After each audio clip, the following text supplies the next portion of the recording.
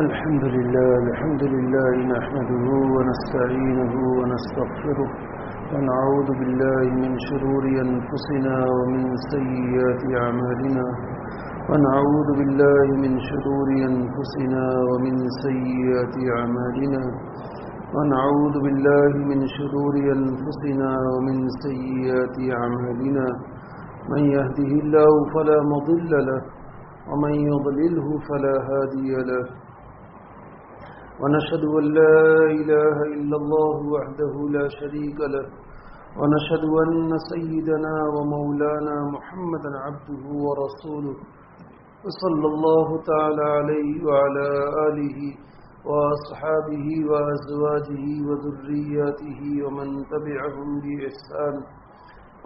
تبعهم بإحسان إلى يوم الدين. أما بعد فأعوذ بالله من الشيطان الرجيم. بسم الله الرحمن الرحيم. قل هو الله أحد الله الصمد لم يلد ولم يولد ولم يكن له كفوا أحد. شروع اللہ کے نام سے جو سب پر مہربان ہیں، بہت مہربان ہیں. کہہ دو بات یہ ہے کہ اللہ ہر لحاظ سے ایک ہے.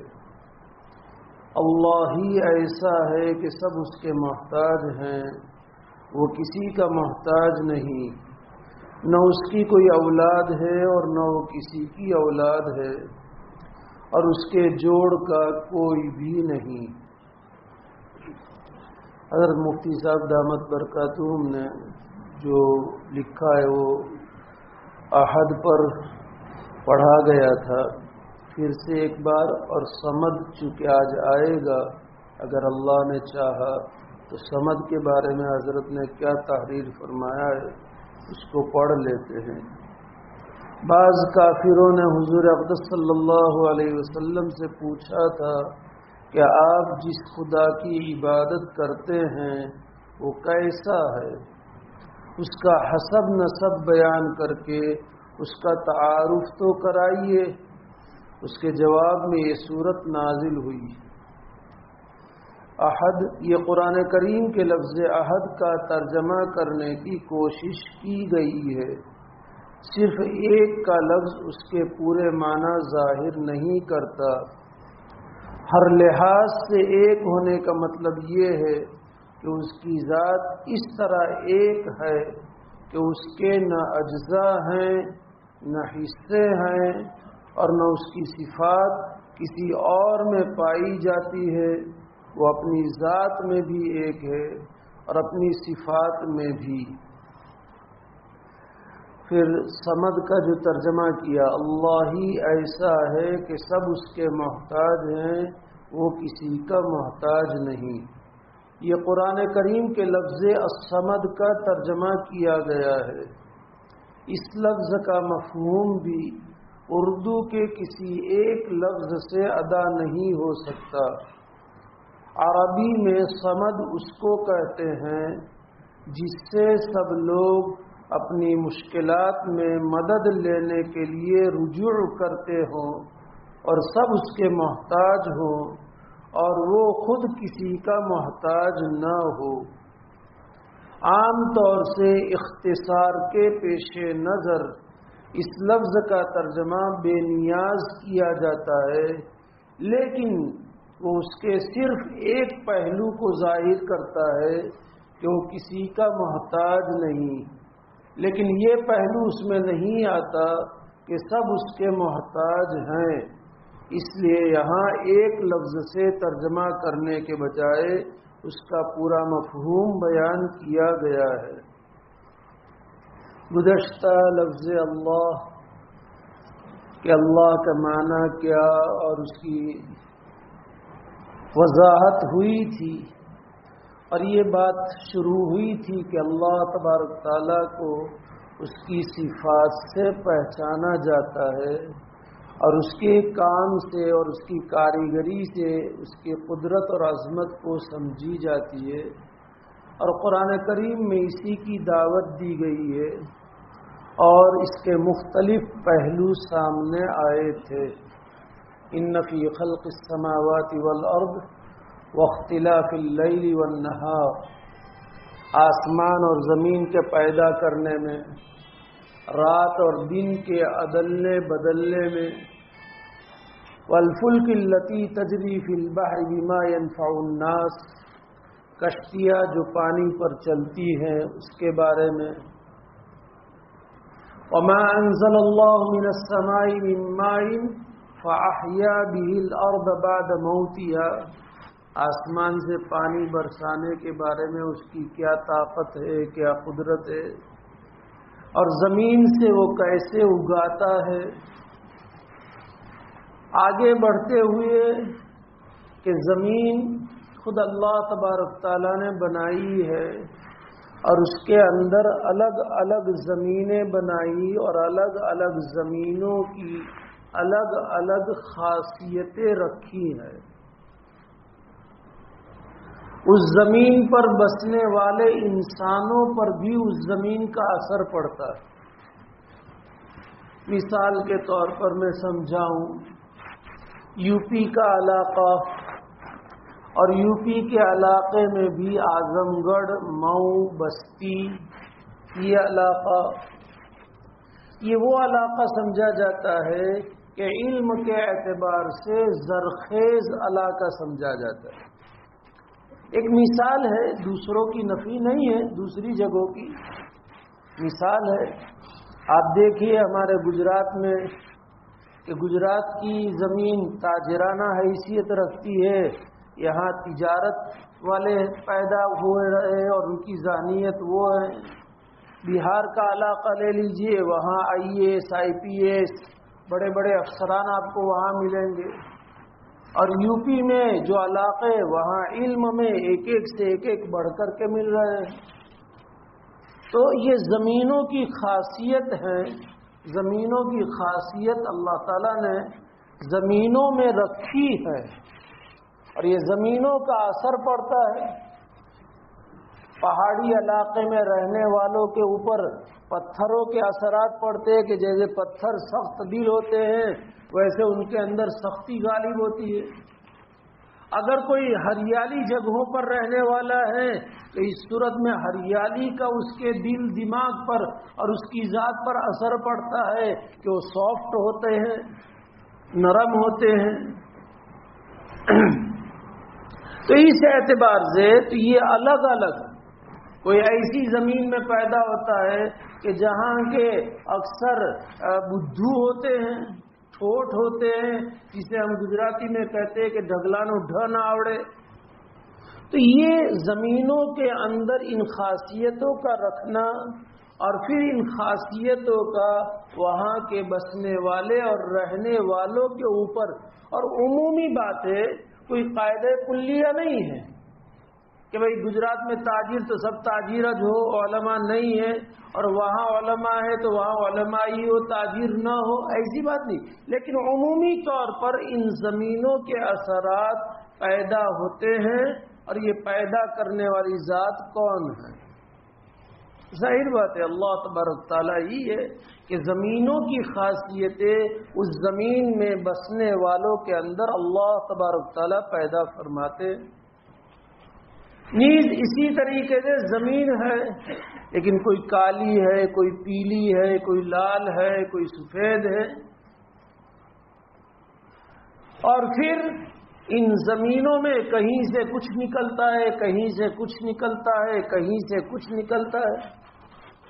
تو یہ پیدا کرنے والا کون زمینوں میں؟ کہ گولڈ پیدا ہوتا ہے، سونے کی کانیں ہیں، پلیٹینم کی کانیں ہیں، کروڈ آئل ہے، ڈیزل اور پیٹرول ہے، اور طرح طرح کی دھاتیں ہیں۔ بہار اور بنگال اس کا مسکن سمجھا جاتا ہے، وہاں یہ دھاتیں بہت زیادہ پیدا ہوتی ہے، کوئلہ۔ ظاہر سی بات ہے کہ یہ سب چیزیں زمینوں میں کون پیدا کرتا ہے؟ کیا یوں ہی ہے؟ اگر یوں ہی ہے تو ہر زمین میں ہونا چاہیے، اور یوں ہی نہیں ہے تو پھر اس کو کرنے والی کون ذات ہے؟ کسی اور کی طاقت نہیں ہے سوائے اللہ تبارک تعالیٰ کی۔ تو ظاہر بات ہے پھر اس زمینوں میں بھی آپ دیکھیں کہ کہیں کی زمین ایسی ہے کہ جو آپ کے لیے ڈرائی فروٹس پیدا کرتی ہے، کہیں کی زمین ایسی ہے جو گرین فروٹس پیدا کرتی ہے، کہیں کی زمینیں ایسی ہے کہ جو اناج اور غلہ پیدا کرتی ہے، کہیں کی زمین ایسی ہے کہ جہاں پر سبزیاں ہوتی ہیں، اور کہیں کی زمین ایسی ہوتی ہے کہ جہاں قسم کے پھل پھول ہوتے ہیں، رنگ برنگی پھول ہوتے ہیں، قسم کی خوشبوؤں کے پھول ہوتے ہیں، اور کہیں کی زمین ایسی ہوتی ہے کہ جہاں کانٹے ہی کانٹے ہوتے ہیں۔ تو ظاہر بات ہے ایک ہی زمین ہے، لیکن ان زمینوں کے اندر سے اگنے والی اور نکلنے والی چیزیں مختلف بھات بھات کی، ریت کی اور طریقے کی کون کر رہا ہے؟ پانی کے اندر آسمان سے برسنے والا پانی یقیناً میٹھا پانی ہے، لیکن ہر جگہ پر برس کر کے اس کے اثرات الگ الگ پیدا ہو رہے ہیں، یہ کون کر رہا ہے؟ شیخ سعدی علیہ الرحمن نے لکھا ہے، بارہ کے در لطافت تبعش خلاف نیس، در باغ لال رویت و در شوربوم خاص، کہ بارش کی لطافت میں کوئی کلام نہیں، دنیا کا کوئی پانی اس سے میچ نہیں کھا سکتا ہے، لیکن باغ میں وہ برستا ہے تو اس صورت میں پھول اگاتا ہے، باڑیوں میں برستا ہے تو پھل اگاتا ہے، اور کھاری زمین پر برستا ہے تو اسی پانی سے کانٹے اگتے ہیں۔ یہ اللہ تبارک تعالیٰ کی زبردست قدرت ہے، اور اس کے ذریعے سے ہم اللہ تبارک تعالیٰ کو پہچان سکتے ہیں کہ یہ کون کر رہا ہے۔ اسی طریقے سے آگے اللہ تبارک تعالیٰ نے فرمایا ہے، فَأَحْيَا بِهِ الْأَرْضَ بَعْدَ مَوْتِهَا وَبَثَّ فِيهَا مِنْ كُلِّ دَابَّةٍ۔ زمین میں اللہ تعالیٰ نے جن مخلوقوں کو پھیلایا ہے، بعض وہ مخلوق ہے جسے ہم سمجھتے ہیں کہ نر اور مادہ کے ملنے سے وہ مخلوق پیدا ہوتی ہے، جانوروں میں بھی، انسانوں میں بھی، جناتوں میں بھی، کہ نر اور مادہ ملتے ہیں، اللہ تبارک تعالیٰ وجود بخشتے ہیں۔ بعض وہ مخلوق ہیں کہ نر اور مادہ ملتے ہیں، لیکن اس سے کوئی مخلوق وجود میں نہیں آتی ہے، انڈے وجود میں آتے ہیں، اور پھر ان انڈوں کے ذریعے سے، فی نفسی انڈے کے ذریعے سے بھی کوئی مخلوق پیدا نہیں ہوتی جب تک کہ اللہ کی قدرت اس انڈے کے ساتھ وابستہ نہ ہو جائے کہ چند دنوں تک ان انڈوں کو مرغی کے نیچے رکھا جائے، اور پھر ہر انڈے سے جو مرغی کے نیچے رکھا جاتا ہے وہ بھی بچہ دے اور چوزا دے ضروری نہیں ہوتا ہے، بہت سارے انڈے پھیل جاتے ہیں۔ تو یہ اور بہت ساری مخلوق وہ ہیں کہ جو زمین پر اللہ کی بارش کے برسنے کی بنیاد پر زمین سے ہی وجود میں آتی ہے۔ ابھی بارش کا موسم تھا، یہاں پر دروازے پر کھڑے رہ کر کے ہی میری اور امام صاحب کی بات ہوئی، چھوٹے چھوٹے مینڈک کے بچے، امام صاحب نے کہا یہ سب مٹی سے پیدا ہوتے ہیں،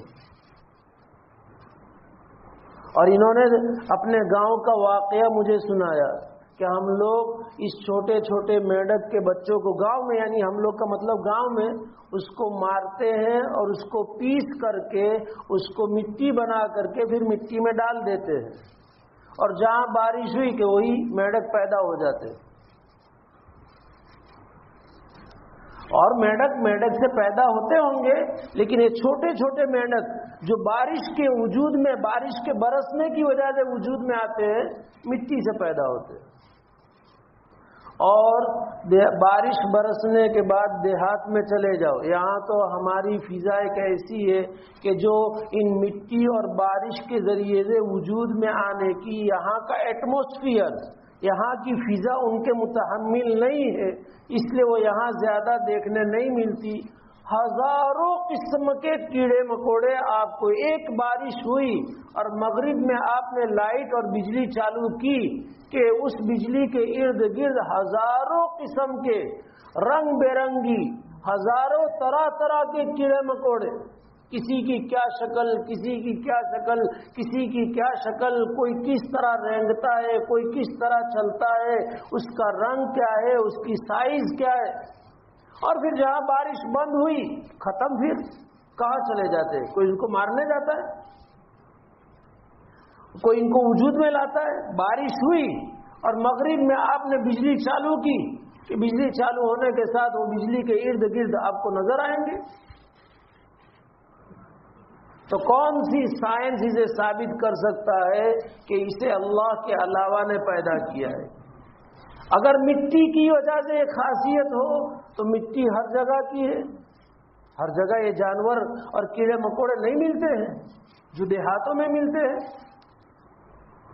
معلوم ہوا کہ اس کے پیچھے کوئی کاریگری کرنے والی ذات ہے، اور آنن فانن بارش ہوئی، اور آنن فانن دنیا کی کوئی ایسی طاقت نہیں ہے کہ جو آنن فانن اس طرح کی ہزاروں طرح کے کیڑے مکوڑے کسی طریقے سے وجود میں لے آئے۔ دنیا کی کوئی طاقت نہیں۔ اگر طاقت ہوتی تو پھر بارش کے ساتھ خاص نہ ہوتی، سائنس کے پاس ٹیکنالوجی ہوتی یا کسی فیکٹری میں یا تو پھر بارش کے ساتھ خاص نہ ہوتی۔ معلوم ہوا کہ دنیا کے پاس اس کی کوئی مماثلت یعنی کوئی موجود نہیں ہے کہ جو اسے پیدا کر سکے، وہ صرف اور صرف اللہ کی ذات ہے۔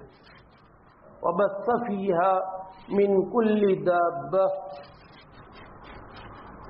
اور اسی طرح نر اور مادہ کے ملنے سے بھی، ہر ملنے سے بچہ پیدا ہو یہ بھی ضروری نہیں۔ تولج اللیل فی النہار وتولج النہار فی اللیل وتخرج الحی من المیت وتخرج المیت من الحی وترزق من تشاء بغیر حساب۔ مردہ سے زندہ کو بناتا ہے، مادہ منویہ ناپاک قطرہ ہے، اس میں کوئی جان نہیں ہے، اور اس سے انسان کو وجود میں لاتا ہے، دیگر مخلوقات کو وجود میں لاتا ہے۔ تخرج الحی من المیت وتخرج المیت من الحی، زندہ ہے اسی سے مادہ نکلتا ہے، اور وہ مادے میں جان کی صفت نہیں ہے، وہ مردار ہے، ناپاک ہے۔ بعض مفسرین نے کہا، اور یہی ہے کہ مرغی سے انڈا نکالتا ہے جس انڈے میں جان نہیں ہے، اور انڈے سے بچہ نکالتا ہے جو انڈے میں جان نہیں ہے، اس سے جاندار نکالتا ہے۔ تو انسان کے بس میں اگر یہ ہوتا تو کوئی بھی انڈا پھیل نہ جاتا، لیکن انڈا پھیل جا رہا ہے۔ اور بعض مفسرین نے کہا کہ کافر کے پیٹ سے مومن کو پیدا کرتا ہے، اور مومن کے پیٹ سے کافر کو پیدا کرتا ہے۔ مومن مثل زندہ کے ہیں اور کافر مثل مردہ کے ہیں۔ میں نے ایک موقع پر سنایا تھا، ممکن ہے آپ کو یاد ہو، ایک موقع پر ام سلمہ رضی اللہ تعالی عنہا کے یہاں ان کے سامنے نبی اکرم صلی اللہ علیہ وسلم نے اپنا ایک خواب ذکر کیا کہ میں نے جنت میں ابو جہل کی ایک ٹہنی دیکھی ہے۔ اب ابو جہل جو اس امت کا فرعون، اور آپ صلی اللہ علیہ وسلم نے فرمایا کہ میری امت کا یہ فرعون موسیٰ کے فرعون سے بھی بڑا تھا۔ وہاں تو موت کے وقت عاجزی آئی تھی، یہاں عاجزی نہیں آئی تھی۔ خیر آپ نے واقعہ بیان کر دیا، اپنا خواب بیان کر دیا، فتح مکہ ہوا، ام حکیم بنت حزام رضی اللہ تعالی عنہ یہ ایمان لا چکی تھی، جو اکرمہ ابن ابی جہل کی بیوی تھی۔ فتح مکہ ہونے کے بعد اکرمہ مکہ چھوڑ کر کے ساحل جدہ پر پہنچ چکے تھے یمن جانے کے لیے کہ بھاگ جاؤ یہاں سے، کیونکہ جن لوگوں کو آپ صلی اللہ علیہ وسلم نے قتل کا حکم دیا تھا اس میں ابو جہل کے بیٹے اکرمہ کا بھی نام تھا۔ یہ مکہ چھوڑ کر بھاگ گئے تھے مالیہ کی طرح، میں بھاگ جاؤں تاکہ ہاتھ میں نہ آؤں۔ ام حکیم بنت حزام رضی اللہ تعالی عنہ نے اپنے شوہر کے لیے اکرمہ ابن ابی جہل امان مانگی آپ علیہ الصلوۃ والسلام سے کہ میرے شوہر کو امان دی جائے، اور وہ اسلام لا چکی تھی۔ آپ صلی اللہ علیہ وسلم نے امان دے دی، اور آپ نے فرمایا اپنی چادر مبارک دی کہ جلو یہ علامت کے طور پر میری چادر لے کر کے جاؤ۔ یہ جدہ پہنچی، کشتی میں بیٹھنے کی تیاری کر رہے تھے اکرمہ، پہنچ کر کے کہا کہ میں تمہارے لیے نبی اکرم صلی اللہ علیہ وسلم سے امان لے کر کے آئی ہوں، اور یہ چادر آپ علیہ الصلوۃ والسلام کی خود کی بطور علامت کے، کیونکہ انہیں یقین نہیں تھا کہ قتل کا وارنٹ ہے، جہاں کہیں بھی پاؤ اکرمہ کو قتل کر دو۔ خیر علامت دیکھ کر کے اکرمہ اپنی بیوی کے ساتھ مکہ معظمہ آ رہے، ایمان لانے کی غرض سے۔ راستے میں اکرمہ نے اپنی بیوی سے شوہر ہونے کے ناطے اپنا تعلق قائم کرنے کی کوشش کی، لیکن ام حکیم رضی اللہ تعالیٰ عنہ نے منع کیا کہ ابھی میں مسلمان ہو چکی ہوں اور تم مسلمان نہیں ہو، اس لیے میں اپنی ذات پر قدرت نہیں دے سکتی۔ نبی اکرم صلی اللہ علیہ وسلم نے ادھر صحابہ کرام رضی اللہ تعالی عنہم کو فرمایا کہ اکرمہ اسلام لانے کی غرض سے حاضر ہو رہے ہیں، جب وہ آئے تو تم ان کے اکرام میں کھڑے ہو جانا۔ اکرمہ سوار ہو کر کے آ رہے ہیں، آپ علیہ السلام فرماتے نعم الراکب، بہترین سوار آ رہے ہیں۔ پھر اکرمہ اسلام میں داخل ہوئے، آپ صلی اللہ علیہ وسلم نے اس موقع پر فرمایا کہ یہ میرے خواب کی تعبیر ہے، کہ ابو جہل کی ٹہنی کو میں نے جنت میں دیکھا، یہ ہے میرے خواب کی تعبیر جو آج ظاہر ہوئی۔ تو ہر خواب دیکھے نے فوراً نتیجہ مل جاوے، یہ ضروری نہیں ہے۔ بعض مرتبہ خوابوں کی تعبیر میں وقت بھی لگتا ہے۔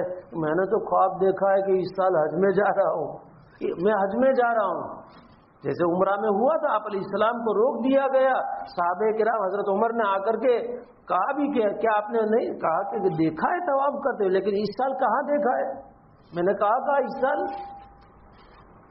اس لیے خوابوں کی تعبیر میں وقت لگتا ہے، لیکن اچھا خواب ہے، اچھی تعبیر ہے تو اللہ کی ذات پر یقین رکھنا چاہیے۔ مجھے بتانا کیا ہے کہ کافر سے مسلمان کو پیدا کرتا ہے کہ یہ اکرمہ ابن ابی جہل۔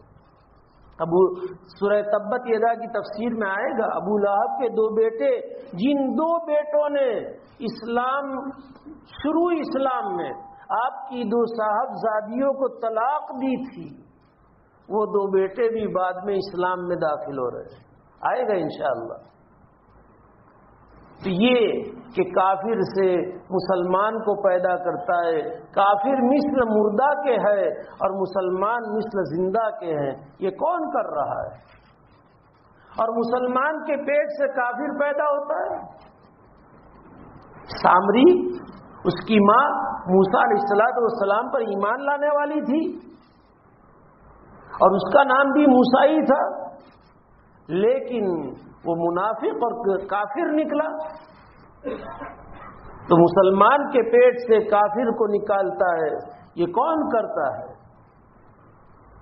چند دنوں پہلے میں نے کسی مجلس میں تذکرہ بھی کیا تھا، مجھے اچھی طرح یاد ہے، نوساری کا واقعہ تھا کہ ماں اور باپ دونوں عالم اور حافظ ہے، اور بیٹی نے ارتداد اختیار کر لیا۔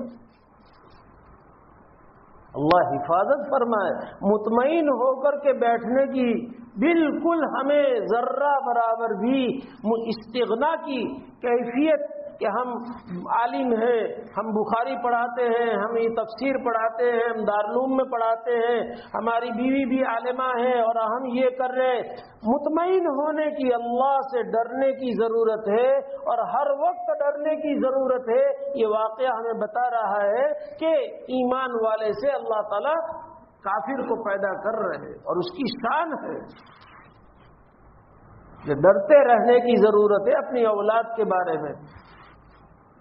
یہ وبث فیہا من کل دابہ، اللہ تبارک تعالیٰ کی ذات ہے جو ہزاروں قسم کی مخلوق زمین سے پیدا کرتا ہے بارش برسنے کے بعد۔ یہ کون کر رہا ہے؟ انسان غور کرے، میں تو واقعتاً غور کرتا ہوں، ایسی مخلوقات دیکھ کر کے غور کرنے بیٹھ جائے، کیا شان ہے، کیسا رنگ ہے، کیسا عجیب اس کی شکل و صورت ہے۔ ایسی پینٹنگ کرنے والا، ایسے رنگ پورنے والا پینٹر کہاں ملے گا؟ ایسے رنگ نہیں ملتے ہیں۔ یہ کون کر رہا ہے؟ اللہ تبارک تعالی۔ لیکن غور و فکر کے نتیجے میں اللہ کی عظمت، اللہ کی کبریائی اور بڑائی تک وہی پہنچتے ہیں جو عقل مند سمجھے جاتے ہیں۔ ان فی ذلک لآیات لقوم یعقلون۔ اسی لیے مفسرین نے لکھا ہے کہ اگر کوئی اس آیت کو قرآن میں پڑھے، یہ دوسرے پارے کی آیت ہے، تیسرا رکوع پورا ہوتا ہے اور چوتھا رکوع شروع ہوتا ہے، وہاں پر یہ آیت ہے جو میں نے آیت گزشتہ بھی پیش کی تھی اور ابھی بھی تھوڑی باقی تھی، اس کو پیش کیا۔ لکھا ہے نبی اکرم صلی اللہ علیہ وسلم کا ارشاد کہ آپ علیہ الصلوۃ والسلام نے فرمایا کہ اس شخص کے لیے ویل ہے، ہلاکت ہے، جو اس آیت کو پڑھے اور اس میں غور و فکر نہ کرے۔ ان فی ذلک لآیات لقوم یعقلون۔ اب ہم سوچ لیں کہ ہم عقل مند ہیں یا نہیں ہے۔ قرآن کہہ رہا ہے کہ ان میں جنہیں نشانیاں ملے گی اللہ کی وحدانیت تک پہنچنے کی، اللہ کے رحمان ہونے کی، اللہ کے رحیم ہونے کی، کیونکہ اوپر آیت میں تھا وَإِلَٰهُكُمْ إِلَٰهٌ وَاحِدٌ لَا إِلَٰهَ إِلَّا هُوَ الرَّحْمَٰنُ الرَّحِيمُ۔ اس کے بعد یہ آیت ہے، مفسرین نے لکھا ہر نشانی میں اللہ کی وحدانیت کی بھی دلیل ہے، اللہ کے رحمان اور رحیم ہونے کی بھی دلیل ہے۔ لہذا جسے اللہ کی وحدانیت مل جائے کہ بھئی غور کرے اور اللہ کی وحدانیت تک پہنچے، غور کرے اور اللہ کے رحمان اور رحیم ہونے تک پہنچ جائے، تو اس صورت میں اسے سمجھا جائے گا کہ یہ عقل مند ہے۔ اور اگر نہیں ہے تو پھر چاہے دنیا اسے کوئی بھی فلسفر کہے، دنیا بھی کوئی کسی ماہر کہے، لیکن قرآن اور حدیث اور شریعت کی نگاہ میں اسے عقل مند نہیں سمجھا جائے گا۔ چوتھے پارے میں سورہ آل عمران کے رکوع میں بھی اللہ تبارک تعالیٰ نے آسمان و زمین کی تخلیق میں غور و فکر کرنے والے کو اولو الالباب کہا ہے، عقل مند کہا ہے۔ ان فی خلق السماوات والارض واختلاف اللیل والنہار لآیات لأولی الالباب۔ عقل مندوں کے لیے اس میں نشانیاں ہے، لہذا ان چیزوں میں ہم غور کریں اور اللہ کی وحدانیت تک پہنچے کہ اللہ کی کتنی زبردست قدرت ہے۔ اور قرآن اس سے بھرا پڑا ہوا ہے۔ اللہ کرے کہ قرآن سمجھنے کی ہم سب کو توفیق مل جائے۔ قل ارائیتم ان جعل اللہ علیکم اللیل سرمدا الى یوم القیامہ من الہ غیر اللہ یاتیکم بضیاء افلا تسمعون۔ اللہ رات ہی رات رکھے، دن آنے ہی نہ دے، سورج کو نکلنے کی اجازت ہی نہ دے، تو تمہارے معبودان میں سے کس کی طاقت ہے کہ معمولی سی روشنی لے آئے؟ من یاتیکم بضیاء، معمولی سی روشنی، پوری مکمل روشنی نہیں، تھوڑی سی روشنی کی کرن بھی تو لے آؤ، طاقت ہو تو۔ اور ظاہر بات ہے کہ اللہ کے علاوہ کسی کو بھی سورج کے اوپر پورا کنٹرول نہیں ہے، اور سورج بھی اجازت مانگتا ہے، نکلنے کی اجازت ملتی ہے تب وہ طلوع ہوتا ہے۔ ایک وقت آئے گا کہ اس کو مشرق سے طلوع ہونے کی اجازت نہیں ملے گی، مغرب سے جہاں سے آیا ہے وہاں سے تو طلوع ہو جا، پھر وہ مغرب سے طلوع ہوگا، اور یہی قیامت کی آخری علامت ہوگی۔ پھر کب قیامت واقع ہو جائے، آج یا کل اسے نہیں کہا جا سکتا ہے۔ توبہ کا دروازہ بند، اس سے پہلے جو لوگ ہیں ان کے لیے اب توبہ کا دروازہ بند، اس سے پہلے جو ایمان نہیں لا چکے ہیں اب ان کے لیے ایمان لانے کا دروازہ بھی بند۔ یوم لا ينفع نفس ایمانها لم تکن آمنت من قبل، کہ جو پہلے ایمان نہیں لائے تھے اس دن کے آنے کے بعد اب کسی نفس کو اس کا ایمان لانا نفع نہیں دے گا۔ اسی طرح اللہ تبارک تعالی سورج ہی کو رکھے رہے اور رات نہ آنے دے، تو کس کی طاقت ہے کہ جو رات کا اندھیرا لے آئے، کہ جس اندھیرے میں انسان کو سکون حاصل ہو۔ سورج کی تپش ہی میں ساری مخلوقات اور انسان جل بھن کر کے ختم ہو جائے۔ قل ارائیتم ان جعل اللہ علیکم النہار سرمدا الی یوم القیامہ، قیامت تک سورج ہی کو رکھے اللہ تعالی، تو کون ہے یاتیکم بلیل تسکنون فیہ، کہ تمہارے پاس رات لے آئے جس رات میں تمہیں سکون حاصل ہو۔ تو یہ اللہ کی زبردست طاقتیں ہیں۔ پہاڑ کتنی بڑی طاقت ہے، کتنی بڑی طاقت کہ زمین کو اللہ نے پانی پر پیدا فرمایا ہے، زمین کو پانی پر پیدا فرمایا، پانی میں ڈاواڈول ہونے کا خاصہ ہے تو زمین اس کے اوپر ہلتی، لیکن اللہ نے پہاڑوں کو کیل کی حیثیت سے، کھیلی کی حیثیت سے ٹھوک دیا ہے تاکہ زمین اب حرکت نہ کر سکے۔ اتنی بڑی چوڑی چکلی زمین کے اوپر کتنے بڑے بڑے کھیلے لگائے اللہ پاک نے، ہمالیہ پہاڑ کا کھیلا، احد پہاڑ کا کھیلا، جہاں غار ہیرا واقع ہے وہ پہاڑ کا، جبل نور کا کھیلا، دنیا میں کتنے پہاڑ ہیں، ان پہاڑوں کے ذریعے سے اللہ نے زمینوں کے اوپر کھیلے لگا دیے ہیں تاکہ زمین حرکت نہ کر سکے۔ دروازے میں کیسے ایک سکرو ڈھیلا ہو جاتا ہے تو فوراً کارپینٹر کو بلانا پڑتا ہے، یا پی وی سی کا ہو تو پی وی سی کے ماہر کو بلانا پڑتا ہے، لوہے کا دروازہ ہو تو پھر اس کے ماہرین کو بلانا پڑتا ہے۔ وہی ایک مجاگرہ چھوٹ گیا ہے، کھلیاں نکل گئی ہے، اسکرو نکل گیا ہے۔ پہاڑوں کو حیثیت کو اگر پہاڑوں کی طرح رکھی جائے تو زمین حرکت نہ کرے۔ زلزلے کی وجوہات، دھرتی کمب اور بھوکمپ جسے کہتے ہیں، اس کی حقیقت کہ لوگوں نے پہاڑوں کی حیثیت کو ختم کرنا شروع کیا، پہاڑوں میں راستے، پہاڑوں کو ختم کرو، پہاڑوں کو ختم کرو اور وہاں آبادیاں بناؤ، تو اللہ تعالیٰ نے جو کھیلے لگائے تھے ان کھیلوں کو تم ختم کر رہے ہو۔ ظاہر بات ہے پھر زمین حرکت میں آئے گی، اور حرکت میں آئے گی تو اسی کا نام زلزلہ ہے، اسی کا نام دھرتی کمب اور بھوکمپ ہے۔ سرنگیں نکالی جاتی ہے، راستے بنائے جاتے ہیں، کیا معلوم نہ کچھ کہ مشینری کے ذریعے سے پہاڑوں کو کھود کرید کر کے اس میں کیا کیا بنایا جاتا ہے، ٹرنلیں بنائی جاتی ہے۔ تو اب وہ پہاڑوں کی جو حیثیت کھیلے کی تھی، اب جتنا بڑا کھیلا، جتنا بڑا گیٹ ہو اتنا بڑا کھیلا چاہیے کہ نہیں؟ اب اس کھیلے کو تم کاٹ کر کے آدھا لگاؤ تو کھیلا کاٹ دیا کہ بھئی یہ بڑا کھیلا پڑے گا اس لیے کاٹ کر کے آدھا لگاؤ، تو دروازہ اپنی پکڑ رکھ سکے گا؟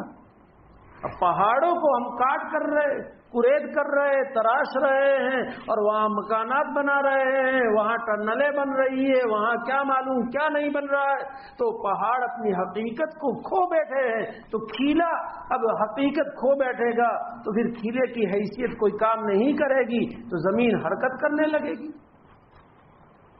ایسی زبردست مخلوق پہاڑ کو بھی اللہ تبارک تعالیٰ اپنی قدرت سے ایسا بنا دیں گے کہ جیسے روئی کو پینجتے ہوئے دیکھا ہے آپ لوگوں نے کہ جب گدا بناتے ہیں مشین میں ڈالتے ہیں اور روئی کو پینجتے ہیں اور پینج کر کے صاف ہو کر کے ستھری ہو کر کے جب باہر نکلتی ہے تو کیسی اڑتی ہے؟ اس پر کنٹرول کرنے کے لیے وہ چادر ڈال دیتے ہیں تاکہ اڑ نہ جاوے، یعنی ہلکی پھلکی ہو جاتی ہے، گندی ہوتی ہے، برسوں پرانی ہوتی ہے تو اس میں وزن آ جاتا ہے، لیکن مشین میں ڈال کر کے جب اس کو پینجا جاتا ہے تو صاف ہو کر کے اس کا وزن کم ہو جاتا ہے، ہلکا پھلکا ہو جاتا ہے اور ہواؤں میں اڑنے لگتی ہے۔ پہاڑوں کو کل قیامت کے دن اللہ تبارک تعالیٰ اسی طرح کر دیں گے۔ سورہ القاریہ میں آئے گا انشاءاللہ۔ جیسے پتنگے اڑتے ہیں، جس کو کیا کہتے ہیں انگلش میں، بٹر فلائی، جس کا کوئی وجود یعنی بھاری وجود نہیں ہوتا، ہواؤں میں ادھر ادھر ہونے لگتے ہیں، بٹر فلائی اور پتنگوں کی طرح اولن ہوں گے پہاڑ، پھر ثانین دھنی ہوئی روئی کی طرح ہوں گے، پھر ثالثاً مٹی کے ذرات جیسے ہوائیں آتی ہے اور اڑا کر کے لے جاتی ہے۔ ان پہاڑ ایسی عظیم طاقت کا اللہ تبارک تعالیٰ یہ حال کر دیں گے۔ کون ہے جو ایسی زبردست مخلوق کو اس طرح بے وزن کر کے ختم کر دیں گے؟ وہ کون ہے؟ وَيَسْأَلُونَكَ عَنِ الْجِبَالِ فَقُلْ يَنْسِفُهَا رَبِّي نَسْفًا فَيَذَرُهَا قَاعًا صَفْصَفًا لَا تَرَى فِيهَا عِوَجًا وَلَا أَمْتًا۔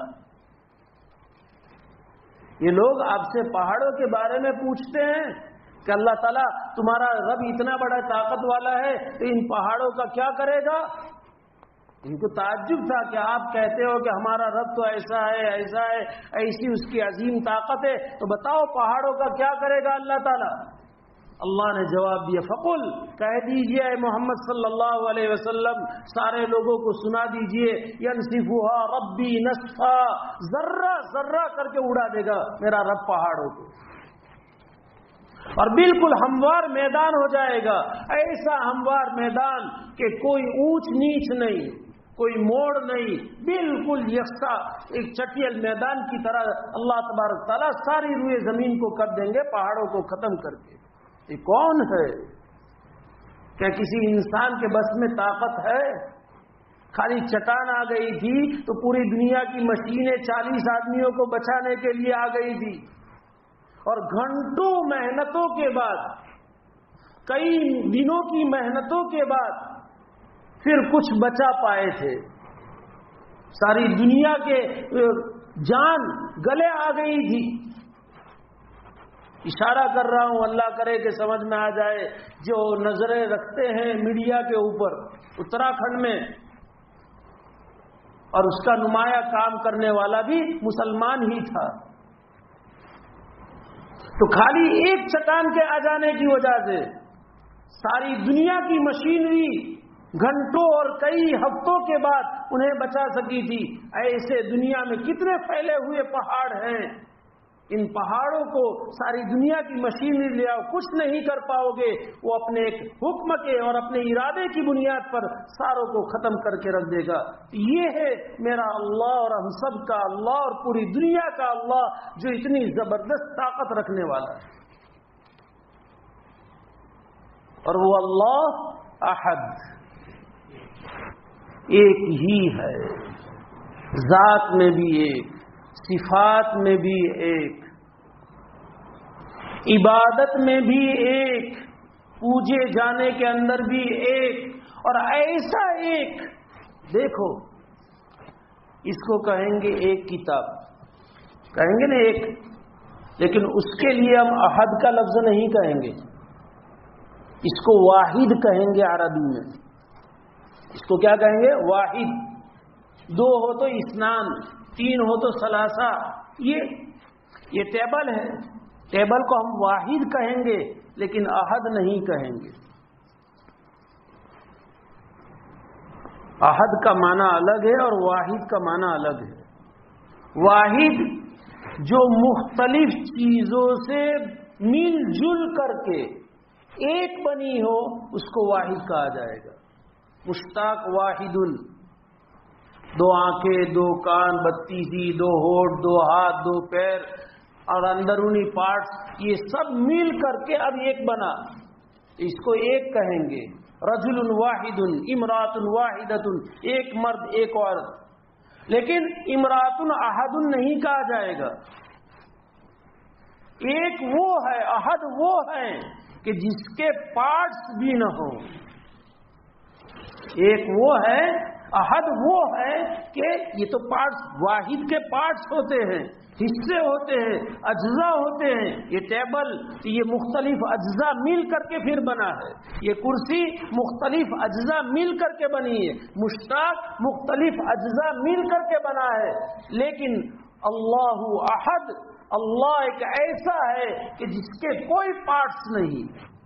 دنیا میں کوئی اس کی نظیر نہیں ہے کہ جس کے کوئی پارٹس نہ ہو. اسی لیے مفسرین نے لکھا ہے کہ جیسے احد ہر اعتبار سے وہ اکیلا ہے، تنہا ہے، اس لیے اللہ کے لیے احد بھی قرآن میں اسی ایک جگہ پر بولا گیا ہے. اللہ کے لیے احد کا لفظ بھی پورے قرآن میں یہی ایک جگہ پر بولا گیا ہے. آگے احد آ رہا ہے لیکن وہ اللہ کے لیے نہیں بولا گیا ہے. وَلَمْ يَكُنْ لَهُ كُفُوًا أَحَدٌ. اللہ کے لیے پورے قرآن میں کہیں بھی احد کا لفظ نہیں ہے، صرف ایک جگہ پر ہے کہ جیسے میں ذات کے اعتبار سے احد، صفات کے اعتبار سے احد، اسی طرح میرے کوئی اجزاء نہیں، ویسے میرے لفظ میں بھی کوئی شریک نہیں. یہ ہے اللہ کی شان جو اللہ نے سورہ اخلاص میں بیان فرمائی ہے. اسی وجہ سے مفسرین نے لکھا ہے کہ سب سے چھوٹی سورت سورہ اخلاص یہ توحید کے لیے جامع ہے، اور سب سے چھوٹی سورت سورہ کوثر یہ رسالت کے اندر جامع ہے. کہ ایسا رسالت کا مفہوم کسی اور صورت میں اللہ نے بیان نہیں فرمایا، اور توحید کا ایسا جامع مفہوم اللہ تعالیٰ نے کسی اور صورت میں بیان نہیں فرمایا. یہ دونوں چیزیں، یہ چھوٹی چیزیں، چھوٹی صورت ہے، لیکن توحید ابھی تو آگے آئے گا. جب صورت پوری ہوگی نا، میں آپ کو بتاؤں گا کہ اللہ نے توحید کے کیا کیا مضامین کس انداز سے بیان فرمائی چھوٹی سی مختصر صورت میں. کفار مکہ اور مشرکین عرب اور پوری دنیا کے اور قیامت تک کے لوگوں کے لیے چیلنج کہ توحید میں ایسی جامع چھوٹی صورت بھی تم بنا کر کے لے آؤ جو توحید کا جامع مفہوم رکھتی ہو، اور رسالت کا جامع مفہوم رکھنے والی ایسی چھوٹی صورت لے کر کے آؤ اگر تمہارے اندر طاقت ہے. اور خالی تم نہیں، تمہارے سارے جناتوں کو بھی بلا لو، اور جو تمہارے سارے پوجا کے لائق ہیں ان کو بھی بلا لو، جن کو تم معتبر مانتے ہو سب کو بلا لو، اور ایسی چھوٹی صورت توحید کے بعد میں جامع بنا کر کے دے دو، اور ایسی چھوٹی صورت رسالت کے بعد میں جامع بنا کر کے دے دو، تو ہم سمجھ جائیں گے کہ اللہ کی طرف سے نہیں ہے. لیکن آج تک کوئی بنا نہیں پایا ہے، اور انشاءاللہ قیامت تک کوئی بنا نہیں پائے گا. توحید اپنی جامعیت کے اعتبار سے اور رسالت کی جامعیت کے اعتبار سے سورہ کوثر. تو یہ ہے قل هو اللہ احد، اللہ الصمد، اللہ بے نیاز ہے. صمد کے معنی جیسے ہم نے پڑھا، عربی کے اندر بعض الفاظ ایسے ہیں کہ جن کا کسی بھی زبان میں ایک لفظ میں ترجمہ نہیں ہو سکتا، جس میں سے ایک صمد کا بھی ہے. فلاح قرآن میں متعدد جگہ پر وَأُولَئِكَ هُمُ الْمُفْلِحُونَ، قَدْ أَفْلَحَ الْمُؤْمِنُونَ، قَدْ أَفْلَحَ مَنْ تَزَكَّى وَذَكَرَ اسْمَ رَبِّهِ فَصَلَّى.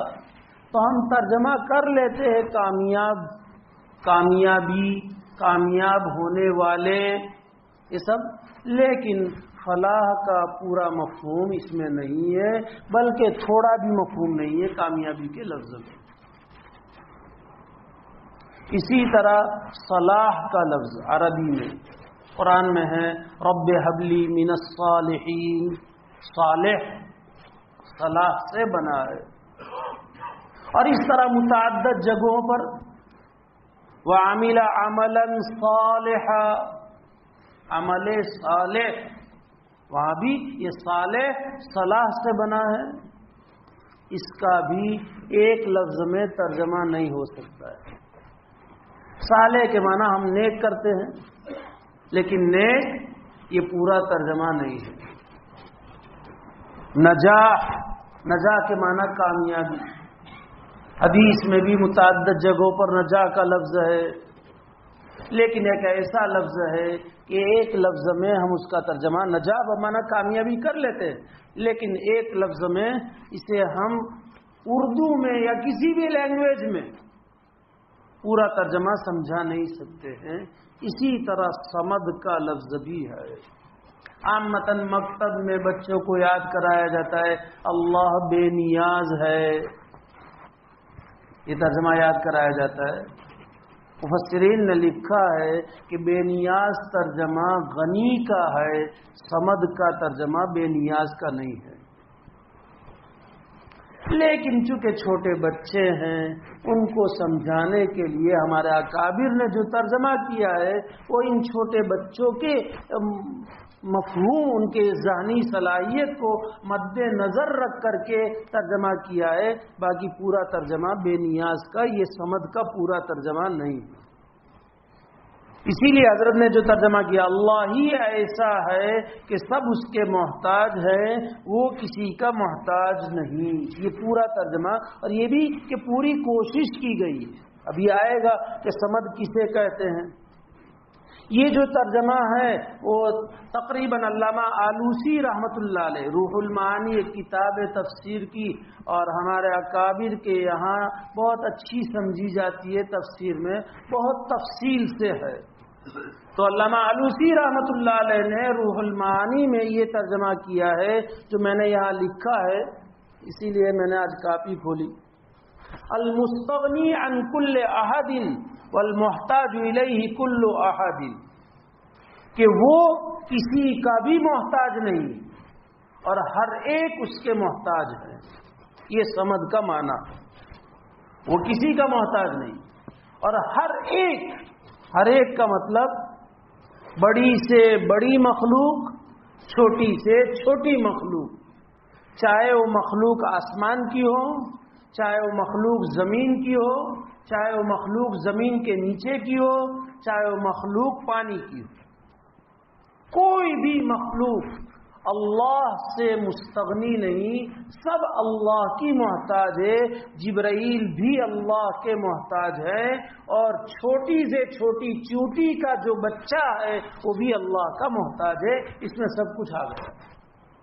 المستغنی عن کل احد والمحتاج الیہ کل احد۔ تو حضرت نے جو ترجمہ کیا ہے وہ غالباً علامہ آلوسی رحمۃ اللہ علیہ کی تفسیر کے اعتبار سے اس کا ترجمہ کیا ہے۔ دوسرا ترجمہ جس کو امام قرطبی علیہ الرحمن، امام خطابی علیہ الرحمن نے نقل کیا ہے، الصمد هو السید الذي يصمد الیہ فی الامور ويقصد فی الحوائج والنوازل كما قال عز وجل وَإِذَا مَسَّكُمُ الضُّرُّ فَإِلَيْهِ تُجَرُونَ فَإِلَيْهِ تُجَرُونَ۔ تم جانو رمضان قریب ہے، اب آگے ہے، میں بھی حافظ ہوں لیکن بعض مرتبہ ہو جاتا ہے ایسا، اس لیے ان کی بھی کوئی غلطی نہیں، بعض مرتبہ مشابہت لگتی ہے نا تو پھر چڑھتی نہیں ہے جلدی سے، اس لیے تو صمد کسے کہتے؟ وہ سید، وہ سردار، کہ یصمد الیہ فی الامور، تمام امور میں، تمام کاموں میں اسی سے آس لگائی جائے، اسی سے امید لگائی جائے۔ ہم باپ سے بھی امید لگا کر بیٹھتے ہیں لیکن ناکام ہوتے ہیں کہ ابا اسکوٹر ابا دلائیں گے، پاس ہو جاؤں گا تو پھر دلائیں گے، پھر اس سے بھی نہیں تو آئندہ اور زیادہ پرسنٹیج لاؤں گا تو دلائیں گے، لیکن اس وقت ابا نے ہاتھ اونچے کر دیے کہ بیٹے یار میرے پاس کچھ ہے نہیں۔ ایک مثال سمجھانے کے لیے کہ دنیا میں جس سے بھی ہم امید لگا کر بیٹھے اس امید کا پورا ہونا کوئی یقینی نہیں ہے، اور اللہ سے جو بندہ جو بھی امید لگائے گا امور آخرت میں وہ یقیناً اللہ پورا کریں گے، اور دنیا کے امور میں اللہ اس کی مصلحتوں کو مد نظر رکھ کر کے اسے پورا کریں گے۔ یسمد الیہ فی الامور، تمام امور میں اسی سے آس لگائی جائے، اسی سے امید باندھی جائے، اور یقیناً بندہ جب اسباب سے تھک جاتا ہے تو اے اللہ سب طرف گیا لیکن کہیں بھی کامیاب تو ہی ہے۔ بندہ بھی تھک ہار کر کے پھر کہاں آتا ہے؟ ملا کی دوڑ مسجد تک، چلو بھائی اب 2 رکعت نماز پڑھے۔ ان کے پاس بھی گئے نا، انہوں نے ٹھیک جواب نہیں دیا، ان کے پاس بھی گئے نا، انہوں نے ٹھیک جواب نہیں دیا، نہیں یہ تو مزاج کے تسمار کھا تھے، ان کا تو چہرہ دیکھ کر حاجت رکھے بغیر میں واپس آ گیا۔ لیکن وہ اللہ وہ ذات ہے، وہ رؤوف ہے، رحیم ہے، شفیق ہے، کریم ہے کہ ساروں سے امیدیں انسان کی ٹوٹ سکتی ہے لیکن اس سے لگائی امید کبھی بھی ٹوٹتی نہیں ہے۔ یسمد الیہ فی الامور، تمام امور میں۔ اور پھر آگے نقل کیا کہ وَيُقْصَدُ فِي الْحَوَائِجِ وَالنَّوَازِلِ، حالات میں اسی کی طرف رجوع ہو۔ آگے آ رہا ہے کہ وہی پناہ دینے والا ہے جو معنی اسی کی طرف کہ اللہ کے معنی چھوٹ گئے 2، اب آئندہ بیان کروں گا کہ ابھی اور معنی 2 چھوٹ گئے اللہ کے۔ یہ تو حیران کرنے کے معنی سے بات چلی تھی کہ ایک نعمت دینا اور دوسرا حیران کرنا، ابھی 2 معنی اور ہے وہ آج چھوٹ گئے، رہ گئے۔ یعنی مطالعہ تو کیا تھا، ایسا نہیں مطالعہ، لیکن اب باتیں چلی تو پھر آگے بڑھ گیا انشاءاللہ آئندہ۔ اب چونکہ وقت نہیں ہے واپس لوٹنے کے لیے یو ٹرن مارنے کی، یہاں ایکسپریس ہائی وے پر اجازت نہیں ہے یو ٹرن لینے کی، اس لیے واپس آنے کی گنجائش اب نہیں، تھوڑا مزاح کر لیا، معاف کر دیجئے گا۔ یہ سمجھ کہ یقصد الیہ فی الحوائج والنوازل، آدمی پر حالات آئے، مصیبتیں آئے، سخت سے سخت، تو اس صورت میں اسی کا قصد کرتا ہے۔ وَإِذَا مَسَّكُمُ الضُّرُّ، جب تمہیں کوئی بھی تکلیف پہنچتی ہے، جسمانی، روحانی، دینی، دنیاوی، مالی اور طرح سے، فَإِلَيْهِ تُجْأَرُونَ، اسی کی طرف تم لوٹتے ہو۔ یہ امام خطابی علیہ الرحمہ نے معنی نقل کیا ہے۔ ابن کثیر علیہ الرحمہ نے الصمد کا جو معنی نقل کیا ہے، الذی یسمد الیہ فی الحوائج وهو الذی قد انتهى سودده وهو الصمد الذی لا جوف له ولا یاکل ولا یشرب وهو الباقی بعد خلقه۔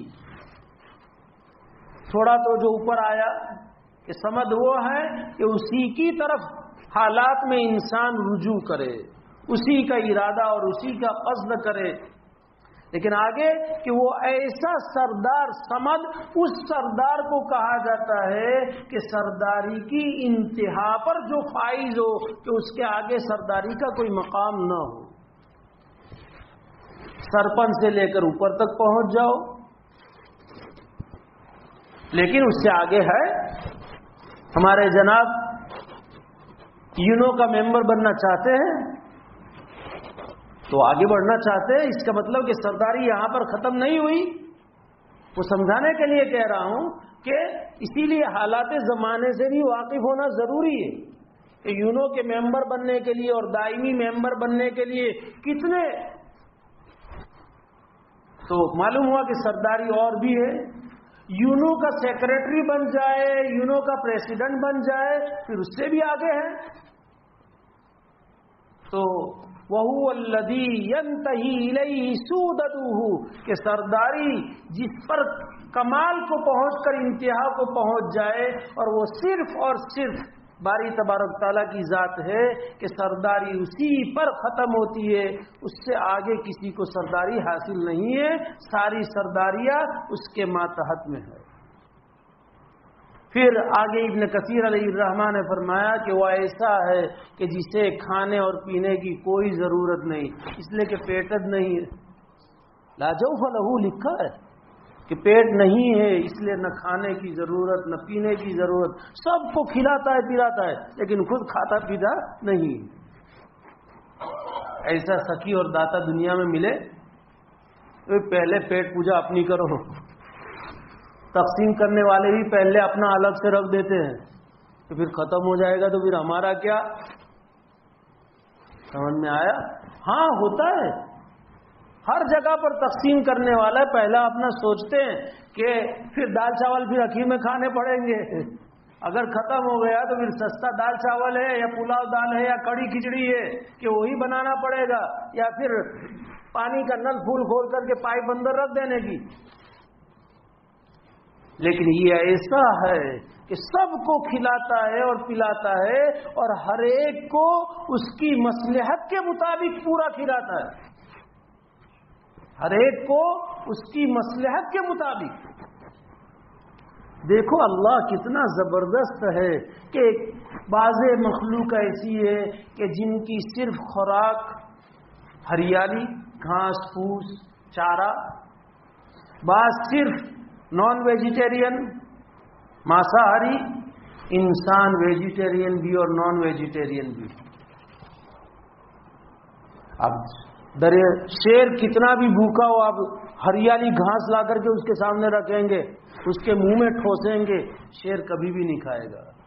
یہ ہرن کے سامنے آپ بہترین تیترے بھون کر کے لائیں گے کہ لے ٹھنڈی کا موسم ہے، تو جنگل میں ٹھنڈی کہاں برداشت کرے گا، تیترے تیرے منہ میں ڈالوں میں، وہ تھوک دے گا، باہر نکال دے گا۔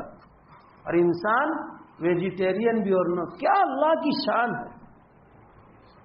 وہ سمجھا کہ ہر ایک کو اس کی مصلحت کے مطابق کھلا رہا ہے، کہ بھئی ان کے لیے یہی مصلحت ہے، ان کے لیے یہی مصلحت ہے، ان کے لیے یہی مصلحت ہے۔ ایسا کون ہے کہ جو ہر ایک کو ان کی مصلحت کے مطابق کھانا دے؟ کنٹرول میں سے تو دیں گے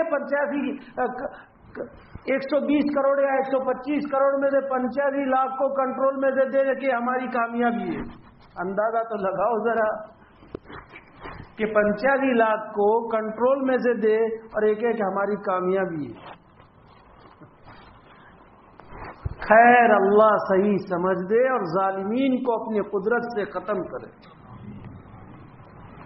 الذی یاکل لا یاکل ولا یشرب، اور وہو الباقی بعد خلقہ، تمام مخلوقات کے بعد وہی باقی رہنے والی ذات ہے کہ پہلے سے ہے، اور باقی رہنے والی بھی ہمیشہ ہمیشہ وہی ذات ہے، اس کے علاوہ کوئی نہیں کہ جو پہلے سے ہو، ازلی بھی ہو اور ابدی بھی ہو، اس کے علاوہ کوئی نہیں ہے، تو اسے کہا جائے گا صمد۔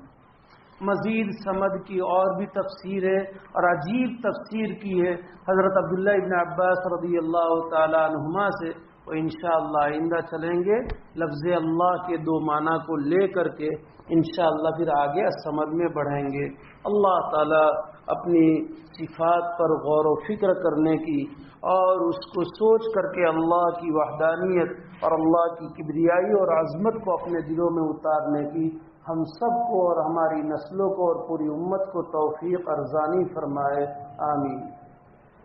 بسم اللہ الرحمن الرحیم، اللہم انت السلام ومنک السلام، تبارک یا ذا الجلال والاکرام، اللہم صل علی سیدنا ومولانا محمد وبارک وسلم۔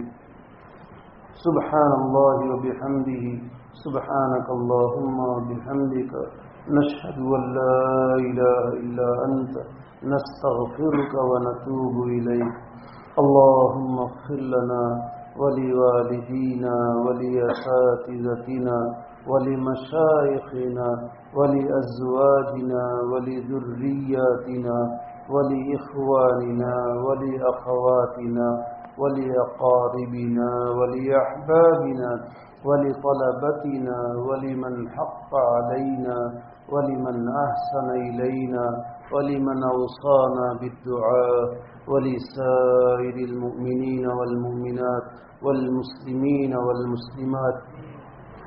ربنا آتنا في الدنيا حسنة وفي الآخرة حسنة وقنا عذاب النار. الحمد لله رب العالمين الرحمن الرحيم مالك يوم الدين إياك نعبد وإياك نستعين اهدنا الصراط المستقيم اهدنا الصراط المستقيم اهدنا الصراط المستقيم صراط الذين أنعمت عليهم غير المغضوب عليهم ولا الضالين. ربنا لا تزغ قلوبنا بعد إذ هديتنا وهب لنا من لدنك رحمة إنك أنت الوهاب. ربنا لا تؤاخذنا إن نسينا أو أخطأنا ربنا ولا تحمل علينا إصرا كما حملته على الذين من قبلنا ربنا ولا تحملنا ما لا طاقة لنا به ربنا ولا تحملنا ما لا طاقة لنا به ربنا ولا تحملنا ما لا طاقة لنا به واعف عنا واغفر لنا وارحمنا أنت مولانا فانصرنا على القوم الكافرين. أنت مولانا فانصرنا على القوم الكافرين. أنت مولانا فانصرنا على القوم الكافرين. ربنا آتنا من لدنك رحمة وهيئ لنا من أمرنا رشدا. ربنا اغفر لنا ولإخواننا الذين سبقونا بالإيمان ولا تجعل في قلوبنا غلا للذين آمنوا ولا تجعل في قلوبنا غلا للذين آمنوا ولا تجعل في قلوبنا غلا للذين آمنوا. ربنا إنك رؤوف رحيم. اللهم إنا نعوذ بك من الشقاق والنفاق وسوء الأخلاق ومن شر ما تعلم. اللهم حسنت خلقنا فحسن أخلاقنا وأذهب غيظ قلوبنا وأجرنا من مضلات الفتن ما أحييتنا وأجرنا من مضلات الفتن ما أحييتنا وأجرنا من مضلات الفتن ما أحييتنا. اللهم إنا نعوذ بك من الفتن ما ظهر منها ما بطن ومن يوم السوء ومن ليلة السوء ومن ساعة السوء ومن صاحب السوء. اللهم إنا نسألك فعل الخيرات وترك المنكرات وحب المساكين وأن تغفر لنا وترحمنا. وإذا أردت بقوم فتنة فتوفنا غير مفتون. وإذا أردت بقوم فتنة فتوفنا غير مفتون. وإذا أردت بقوم فتنة فتوفنا غير مفتون. اللهم إنا نسألك حبك وحب من يحبك وحب عمل يقرب إلى حبك. اللهم اجعل حبك أحب الأشياء إلينا واجعل خشيتك أخوف الأشياء عندنا واقطع عنا حاجات الدنيا بالشوق إلى لقائك. وإذا أقررت أعين أهل الدنيا من دنياهم فأقرر أعيننا من عبادتك. اللهم إنا نسألك من فجاءة الخير ونعوذ بك من فجاءة الشر. ربنا زدنا علما وارزقنا فهما. اللهم علمنا الكتاب والحكمة والتأويل. اللهم فقهنا في الدين وحببنا إلى الناس. اللهم أعنا بالعلم وزينا بالحلم فأكرمنا بالتقوى وجملنا بالعافية. اللهم إنا نسألك العفو والعافية ودوام العافية وتمام العافية والشكر على العافية والمعافاة الدائمة في الدين والدنيا والآخرة. اللهم ارزقنا شهادة في سبيلك واجعل أمواتنا ببلد رسولك. اللهم ارزقنا شهادة في سبيلك واجعل أمواتنا ببلد رسولك. اللهم ارزقنا شهادة في سبيلك واجعل أمواتنا ببلد رسولك. اللهم إنا نسألك من خير ما سألك منه نبيك سيدنا محمد صلى الله عليه وسلم، ونعوذ بك من شر ما استعاذ منه نبيك سيدنا محمد صلى الله عليه وسلم، وأنت المستعان وعليك البلاغ، ولا حول ولا قوة إلا بالله العلي العظيم. ربنا تقبل منا إنك أنت السميع العليم وتب علينا إنك أنت التواب الرحيم. جزا الله عنا محمدا صلى الله عليه وسلم ما هو آله. سبحان ربك رب العزة عما يصفون وسلام على المرسلين والحمد لله رب العالمين برحمتك يا رحمن.